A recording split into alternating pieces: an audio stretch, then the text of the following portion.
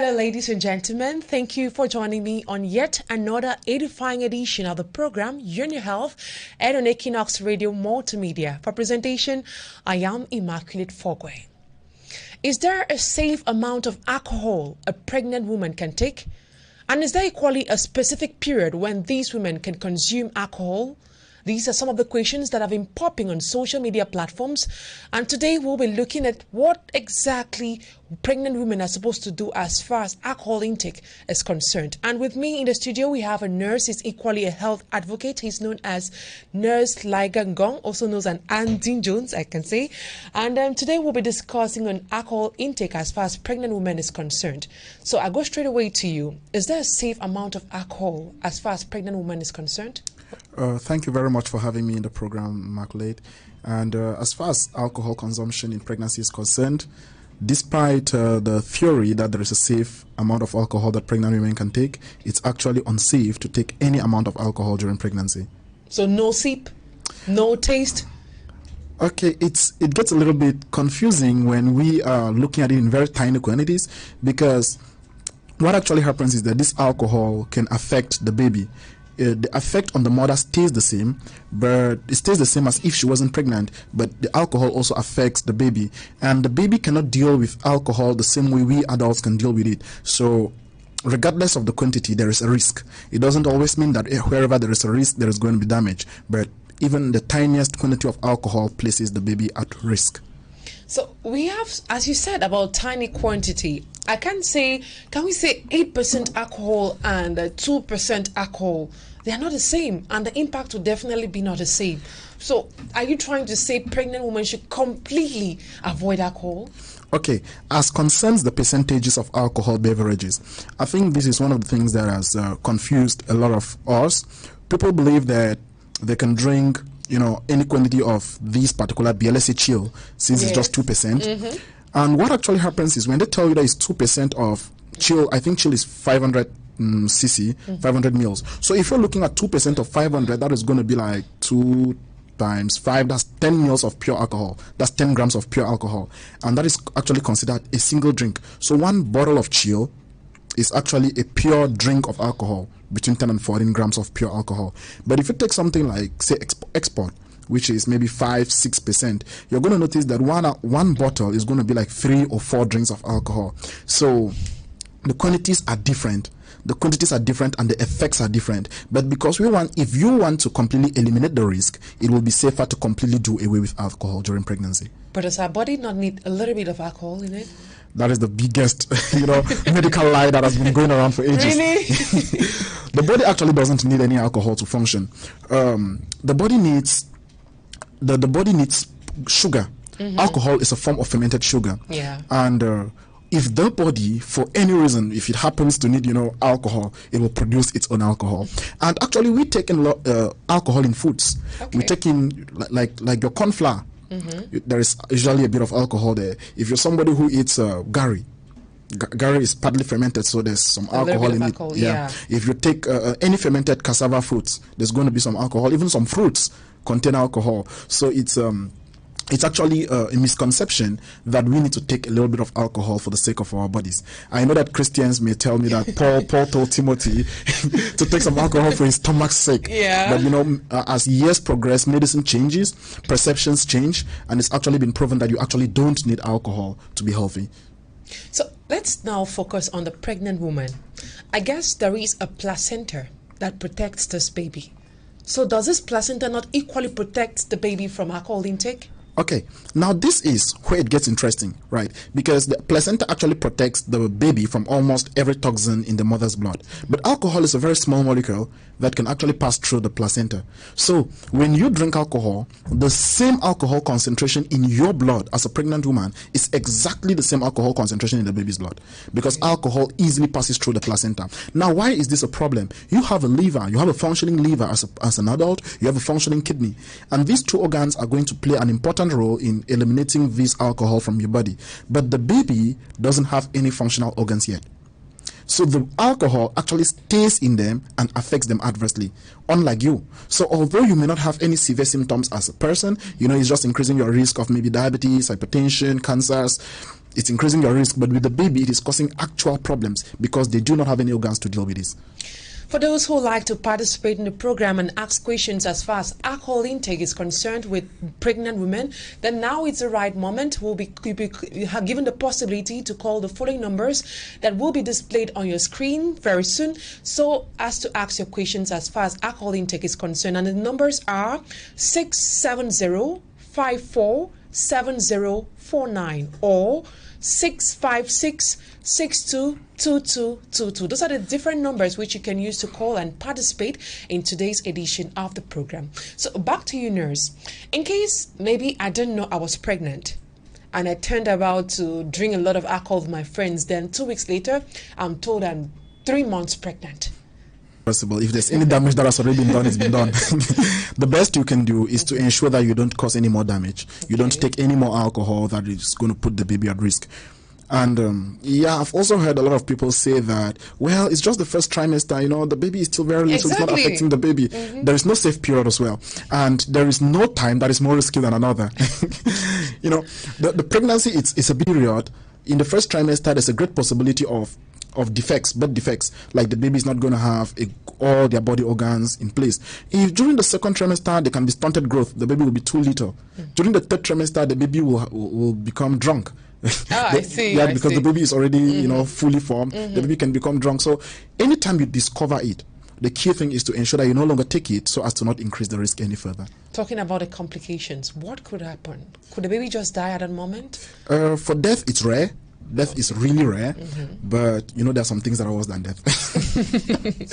Well, at least looking at it from a medical perspective, yeah. If you take alcohol during the first trimester, that's during the first 3 months of pregnancy, there's a tendency that the baby is going to have congenital malformations. This simply means that some of the body parts of the baby will not be formed properly. Like alcohol is going to prevent maybe their brain from developing fully, maybe prevent some organs from actually developing to maturity. Now in the second trimester, that's the second 3 months, the possibility is that these organs have been formed, but they will not develop fully, which means that maybe you actually have a baby at 9 months, but the baby looks like a 7-month-old baby. Oh. The baby is small for age. Then during the last trimester, what happens is at that time the baby is adapting to life, extrauterine life. The baby is preparing itself to be able to live out of the uterus. Take alcohol at the time is going to create a new kind of environment where the baby is. So when you will actually deliver the baby is going to experience withdrawal symptoms. Exactly the same like any person when they were taking alcohol and they try to stop. They're going to have tremors, their hands are going to be shaking, they will not be able to eat, so they will not be focused, they will be crying too much. So there are complications that affect every single stage of pregnancy. Is that why we start talking about fatal alcohol spectrum disorder? Yeah, FASD, as it's commonly called, it's a wide array of symptoms that can affect a child when he or she is born of a mother who was, taking a lot of alcohol during pregnancy or taking alcohol during pregnancy. Now, the symptoms vary. There are no specific symptoms that you expect to see, but you will likely find things that are similar to people who have been consuming alcohol, because the baby was consuming alcohol in utero. The baby was, when you drink the alcohol, it goes straight through the placenta into the baby system. So although the baby was not drinking any alcohol, their system was actually intoxicated with alcohol. So they are going to have a wide range of symptoms. And the most disturbing symptom among that is poor brain development. You actually have a baby whose brain is not fully developed, and it could also occur in utero. It continues out of the uterus. The baby's brain is developing, is growing, and when you take alcohol, I guess we'll have a call on the line. We'll come back to that. All hello. Right. Hello. Yes, hello. Your name, where you're calling from, and your question, sir. My name is Isaac. I'm calling from Yaoundé. Okay. Your question. Thank you very much for that topic. I would like to know if there are specific organs of the baby's body that will be affected by the consumption of alcohol by the parents, by the mother. Okay, so I'll be answering that question immediately. So before we continue, I guess we'll first of all answer his question. All right. Yes, dealing with organs that are affected, the primary organs that are affected by alcohol consumption from the mother, you have the brain, you have the liver, you have the kidneys, and you have the lungs. And these are, I can say, the most vital organs in the human body. And if any one of them develops poorly, the baby is going to have severe complications. So those are the four main organs that are affected. Okay.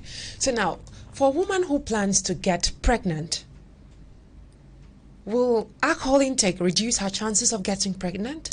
No, there is no research that proves that alcohol intake reduces chances of fertility, but there is research that proves that people who consume alcohol a lot, people who do binge drinking, that's when we say people who consume alcohol a lot, we actually mean women who take more than 5 drinks a week.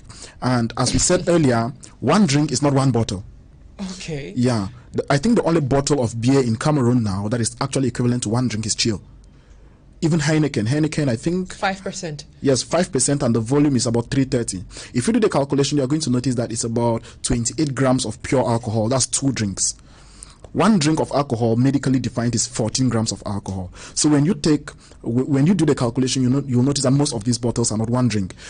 So as we were saying, when you take a lot of alcohol before getting pregnant, you may actually identify that it increases the risk We have another caller. We'll come back to that. Hello? Yes, doctor. Yeah, madam. Good afternoon. Thank you for calling. Your name, where you're calling from, and your question. Okay, I'm called Jemima from Bamenda.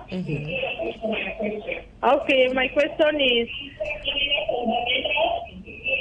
So my question is this: you are talking about alcohol. So I wish to ask, if a woman takes this pill, for me, when she's pregnant, is there any problem, or when she has put to birth? This why for me, is it also another type of alcohol? Okay, we'll be answering that. Still talking about what she said. Yes. I've heard several women saying when they're unable to have enough breast milk for their children, they have been advised to take palm wine. So I just wanted to combine both questions and answer them at the same time. Okay, thank you very much. Palm wine is actually alcoholic, but the alcoholic content of palm wine is very, very, very, very small. I mean, fresh palm wine. I'm not talking of concentrated palm wine. Okay.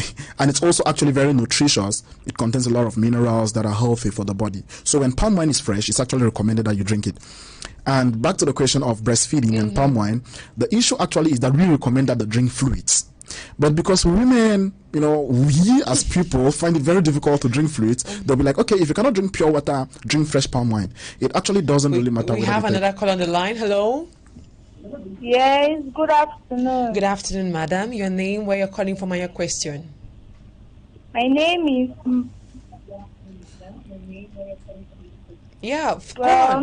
Vanessa from Bamenda. Okay. So I wish to ask. Go on. I wish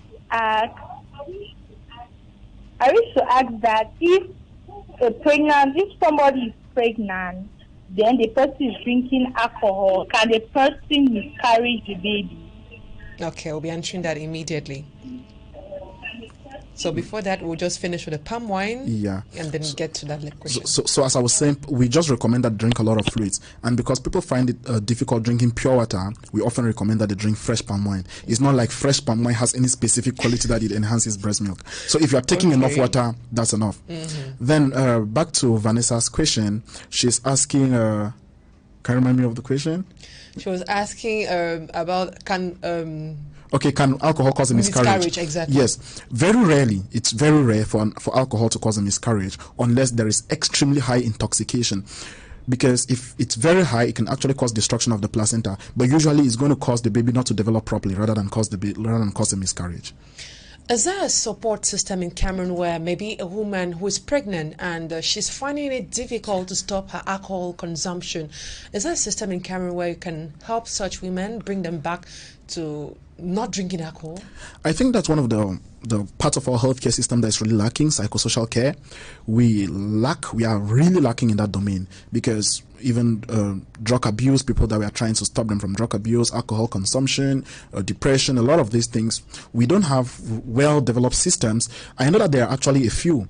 I know one in Yaoundé around Rond-Point Express. I know another one in Boya, but they are not as established as we would have hoped them to be because psychosocial psychosocial care is as important as physical care. Exactly. So now, as far as alcohol consumption is concerned, what's the most important thing our televiewers and listeners have to remember today on this program?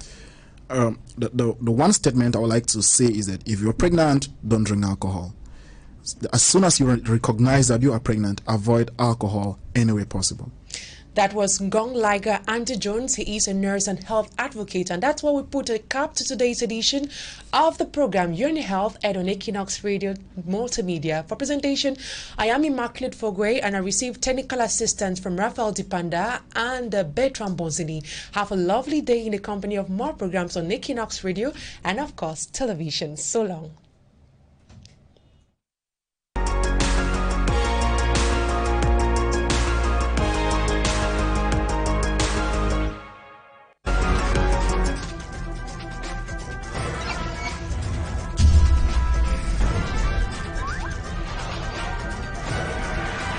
Equinoxe Télévision, au-delà de l'image, nous rendons compte. Ce samedi sur Equinoxe Télévision. Des bulles, encore des bulles pour nous rendre davantage meilleurs. Dans ce numéro, nous assisterons au vernissage Immersion, proposé par des artistes visuels venus du Ghana, Gabon, Cameroun et Canada. Ensuite, nous irons rendre visite au jeune entrepreneur Evrad Ndobi, qui nous fera découvrir sa marque de chaussures Lynx. Il y a une pointure 50 qui en faut. Et nous terminerons avec le sourire des enfants autistes, qui célébraient leur journée mondiale grâce à l'association Cause. Le problème souvent avec les autistes n'est pas les autistes eux-mêmes, mais c'est la société qui les entoure et la perception que les gens ont d'eux. Alors, rendez-vous ce samedi, 19h30, sur Equinoxe Télévision.